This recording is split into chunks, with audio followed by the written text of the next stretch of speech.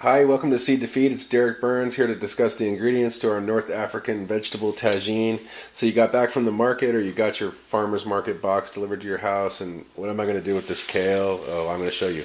And here's something you're going to see a lot of over the spring and summer, later in the summer especially, sweet peppers, lots of different shapes and sizes.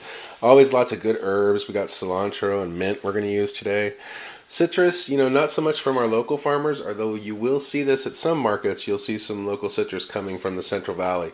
Garlic, of course, and onions, you'll see that for sure. We got zucchini, that'll be all over the place this summer, as well as these are some early beans. Haricot vert, the French bean, but you'll see lots of different green beans coming up. We got carrots, you'll see a lot of that. No good tomatoes yet at the market, so I'm going to use just a good quality chopped tomato product from the recipe today. Feel free to use fresh tomatoes if you can find them when they're in season. Our spices today, some paprika, we have some cumin, some ginger, coriander is often used. You can really mix this up. Instead of cayenne today, I used a little chipotle because I'm in the mood for something a little bit smoky. Here's our couscous that we're going to cook next. It's just the couscous with some salt, a little tiny bit of cinnamon, and some black pepper. And let's cook the couscous and then we'll get ready to make the tagine.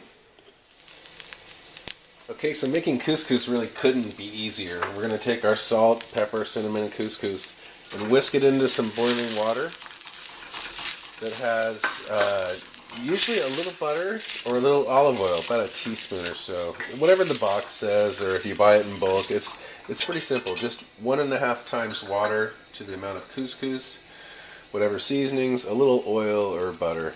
Then we're going to turn it off and let it steam. Then we're going to cover it and leave it for just about a minute.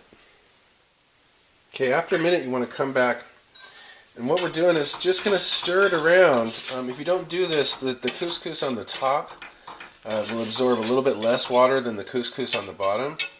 You want to do this quickly because you don't want to release too much of the steam. Then we're just going to let the couscous stand for about 20 minutes. We'll come back and fluff it up. Okay, let's fluff up the couscous and then we'll be done. Some people use a fork. Some people use a spoon. I like to use a whisk, and you just run it through the couscous and tap it out, and you can see how it just fluffs up. Now it's not fully ready to eat at this point, but we're just getting it fluffed up so there won't be any big lumps in the bottom. And you don't want to go straight to the bottom and just scoop it up, because then you're going to pull big lumps from the bottom. You want to go gradually, because the stuff on the bottom, the couscous on the bottom, has absorbed just a little bit more water than on the top. So that's why we're doing this one last turn. But you can see when you get to the bottom, it's all nice and fluffy. And you just go through the whole pan this way. And then once you've got it all fluffed up, cover it and set it aside until you're ready to eat.